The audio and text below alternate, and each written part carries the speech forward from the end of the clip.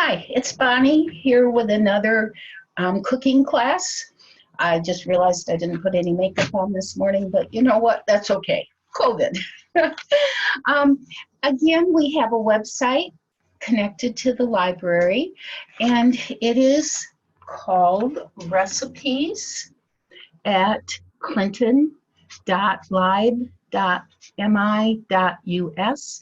If you have a recipe you would like to submit, go ahead and put it on the website, and I will be happy to make that recipe. So we originally started this recipe idea with COVID cooking, and that you use whatever you happen to have in your cupboard or your refrigerator. So I'm going to go ahead and continue that idea. And so I just went to the fridge, I went to the cupboard, I got things out that I had, and now we're going to assemble this into chicken fajitas. So I'm going to move the camera up so that hopefully you can see what I'm doing at the stove. And I will try to talk you through it and let you know what's going on. Now, I have already started to heat the pans because it's important when you go to cook that you have a hot pan. And that way you can get your cooking started faster, and also your food doesn't stick to your pan until it gets done. Now, I have put some butter. I put about a tablespoon of butter in my pan. And now I'm going to start sauteing my vegetables. I'm going to start with my onion. And I'm going to start at a pretty high temperature because I want to get these started. Now with fajitas, you don't put your vegetables, you don't chop them really, really tiny. You want them bulky. You want them to have lots of filling in your shells. So I put my onions in there. And I had some of those pretty party peppers. This is the last in my bag. All that was left were these kind of yellow orange ones. So those are going to go in. When you buy fajitas at the store, you can, wait, we had a funny noise. I don't know if I'm still recording or not. I think I am. When you buy or get fajitas at a restaurant, they usually have green peppers in them, which are a stronger pepper. Sometimes you have a combination of peppers. So I'm just letting those start to saute. I am going to add some salt. That's going to make our vegetables sweat. It's going to pull the liquid out of our vegetables. I'm going to add some pepper. And put some pepper in. And again, I'm sauteing at a pretty high temperature, so I'm going to keep those vegetables moving. Then, because it's the right time of year, and I had some, and with a fajita, it's like a pizza. The original Italian pizzas were done as a leftover meal. And whatever you had left over, you put on your pizza. Well, for these fajitas, that's what we're going to do today. Somebody gave me a very large zucchini, so I thought, why not add some zucchini? Excuse me. It will add bulk to your finished fajitas. And you know, they cook up so that they're very soft. Zucchinis on their own, really, they don't have very much flavor. And so they pick up whatever flavor that you put with them. So now, what I happen to have, I had some leftover chicken. This I did bake in the oven. You could use rotisserie chicken. You could use chicken that you've done out on the grill. I'm not one that I really like grilled meat in dishes. I would rather have a more bland meat without that grill taste. So this I just chopped up into little pieces, and it's already cooked, so all I have to do is add that. I could use raw chicken that I have cut into little slices. and then sauteed that in the pan. But I already had that chicken in the refrigerator. It was already cooked, so why not use it? So I'm going to go ahead and let this get started. I want to go ahead and I want to speed that cooking along. So I'm going to put a cover on it, and I'm going to let it start to steam. I don't want to steam them too long, or then the water is going to collect, and then it's going to be steamed vegetables rather than sauteed vegetables, which is okay. But I think most of us like the crunchier vegetable when we go to eat. So I'm just going to let that get started a little bit. I think whoops, have to get the dog. I think most of us like the redness in the fajitas. That's what we're used to seeing. This is going to look more green, but in a few minutes, excuse me, I'll be adding the fajita seasoning, and that will add some redness. Now, while that is steaming and cooking, you want to assemble your shells, and I have a large soft shell, just a flour shell. Some people like corn shells. I do not care very much for cold vegetables in my fajita mix. So I'm more inclined to have my cold vegetables on the side. These are some little of the grape tomatoes, different flavors. They're called wild wonders, but they have some, some, can't be pretty, not organic,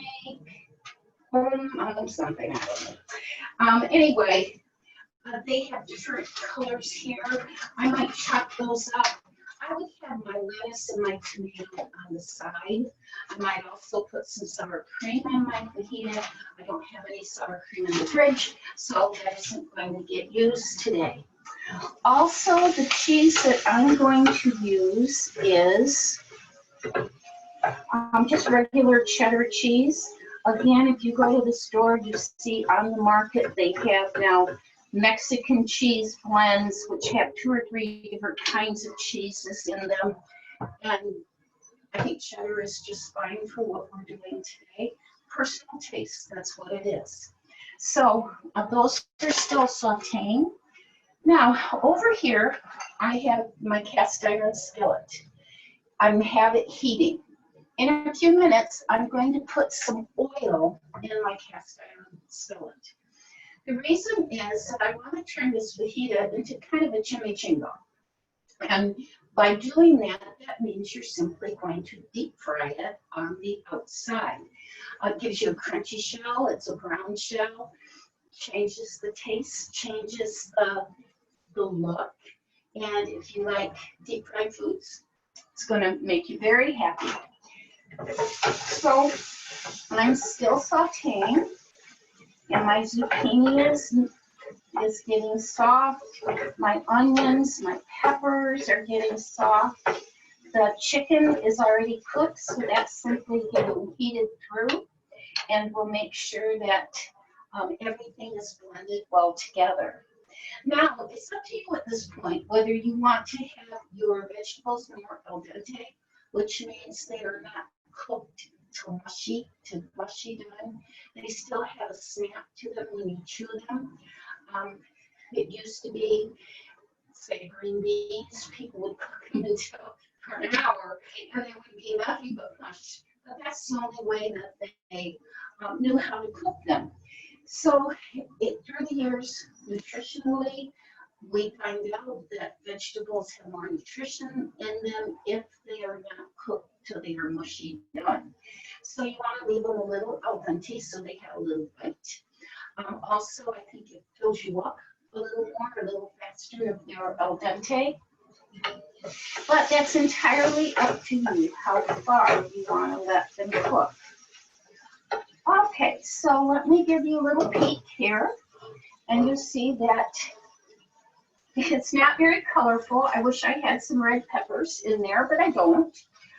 So just the yellow peppers and the zucchini will have to give it its color.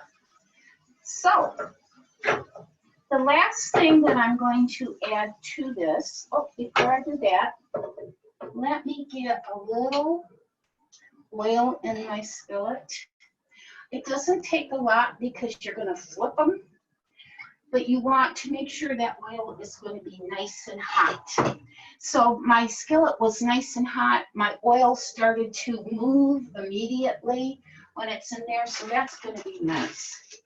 The last thing that I'm going to add to my mixture, I'm going to add a clove of just one garlic. Garlic is an herb that you use.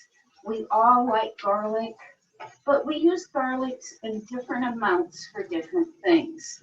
So I have one clove of garlic, and I have cut it into small pieces. And I'm going to add this to the mixture. Now remember, garlic cooks very quickly. It will burn very quickly. And once your garlic is burned, nothing you can do about it. You throw your mixture out. Garlic adds a mellow undertone. It's like people eat it and they go, what is that flavor hidden in there? But unless they know it's garlic, and because I've chopped it so fine, they probably won't even realize that there's garlic in there. But already I can smell that garlic. It's making a wonderful aroma. And so that's cooked just fine now. Like I said, it only takes a couple of minutes. And now I want to add my fajita seasoning. So first I need to add a little water, because my fajita seasoning is a dry mix from a package. And I'm going to put this in. Again, it's going to depend on how strong you want your fajita flavoring to be. So this is going to be kind of a medium. And because the fajita powder has some powdered dehydrated tomatoes in it, now I am going to get a little bit of that redness that we're used to seeing when we go to the restaurant. I'm going to really, really put the heat up high. I'm going to have to watch it, because now what I want to do is boil some of that liquid away. Because the powder is a dry mixture and it has ground up dehydrated vegetables in it, seasonings in it, you have to add some water to the mixture. Now, it's up to you how far you let it cook down. The longer you let your sauce cook, the thicker it will be, the stronger it will be. And it won't be as messy when you go to eat it. So now I have this cooking very high heat. I'm moving it around so it doesn't burn.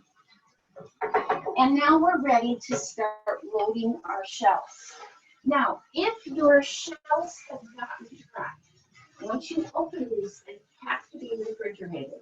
But if they've gotten dry, you can always take the mixture when it's still liquid. You can lay your cold shells in on top, your dry shells, put a lid on top, and it steams them warm. Makes them easier to handle, but then they aren't going to be all hard like they can get if you let the air get to them. Okay, so now I have a pretty nice blend of liquid. It's cooked down a lot. Now I have just all those vegetables, chicken. I thought about letting the chicken, putting the powder on, the powdered fajita mixture, and letting it marinate all night. Boy, that would really give that chicken a nice strong flavor. But I decided not to, because for the video I wanted you to see that I just put the plain chicken in. Okay, so now I have my mixture is ready. I use my countertop for cooking. It washes, it's clean when I start, and off we go. So now I always put my cheese in first, whether I'm doing fajitas or if I'm doing burritos or tacos, whatever. My meat goes in first, or my cheese goes on first. And that way when the meat goes on top of it, it will melt that cheese. So now this is cooked down enough. I'm just going to turn it to low. I'll give it one more little pizzazz here. And then I'm going to get a spoon.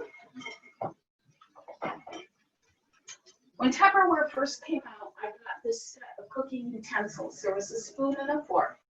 They are the best utensils. They're nice and sturdy and strong. As you can see, it's discolored from years of use. I wish I could replace this spoon especially. The fork, that's the spoon I miss.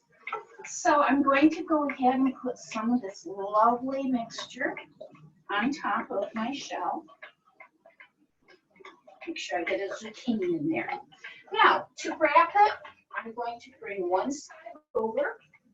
I'm going to pull in both ends, and then I'll take my last side and flap it over. So you have this little bundle. Now, putting it same side down, I'm going to put it in this hot oil.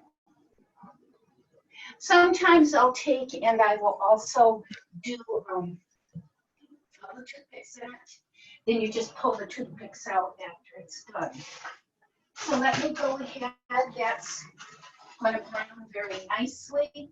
Now, I'm going to get ready to put a second one in that oil. I want to turn my oil back up because once you've added something to the oil, it lowers the surface temperature in that pan or temperature. So I'm going to want to turn this back up so it's going to be nice and bubbly, and it will be ready for my next fajita to go in. So again, I'm going to put my cheese on first. Again, it depends on how much cheese you want. I use the big shells so that I can put a lot of stuff on the inside. Now, some people at this point would go ahead and put their sour cream in, maybe even their tomatoes and their lettuce, but you know, I just don't like the two mixed together. I like the fresh by itself. So let me wrap it, one flap it over, the ends tucked up, and then the last flap over the whole bundle. Now, you're going to want to make sure that your shells are fresh or warm, or they are not going to fold like that and they'll tear. But those were just opened out of the package, so they're nice and fresh. Now, I'm going to get because I'm switching to cast iron, I'm going to use a metal spatula. And let's see if this first fajita is ready to turn, and it is. So you're going to put just flip it and let the other side, it came open just a little, it's okay, it'll be just fine. And we'll let it cook on this other side for a second. Also, if you ever want to make your own cinnamon twists or cinnamon, I forgot what they call them at the Mexican restaurant. Anyway, you can deep fry your shells, your flour shells, and then you can sprinkle them with cinnamon sugar and on the top, and you'll have kind of like an elephant ear. My boys always liked that when they were home. Okay, so now I turn the heat off there, and I have my I gotta get a plate. I'm sorry, I forgot a plate. That wasn't that exciting. You've got to watch that cook. So now I am ready. It's nice and brown on both sides, and I'm going to take it out. And now we have a deep fried chimichanga. It's nice and crispy. It's not too much oil because I didn't let it sit in there. I had my oil nice and hot. The hotter the oil is, the quicker the food will cook and the less oil the food will absorb. So this one's going to be ready to eat. If I wanted to, I could go ahead and put some more cheese on top. Also, you could make a mixture of rice and beans, onions, and peppers to have on the side, or to put inside, whichever way you would like it. Put a nice scoop of guacamole on there, maybe some sour cream on the top. Again, the idea was to use what we had in the fridge, and this is what I have in the fridge. So I hope that you enjoy this. Let me take a fork and let me open that up. And you will see that we have it. I'll just do it like this. We have that nice warm mixture of cheese and meat and vegetables with that crispy crust and the gooey cheese, and it will be very wonderful. So I hope you enjoy your fajitas. Send me a recipe if there's something you'd like for me to make. And I'll see you next time. Bye.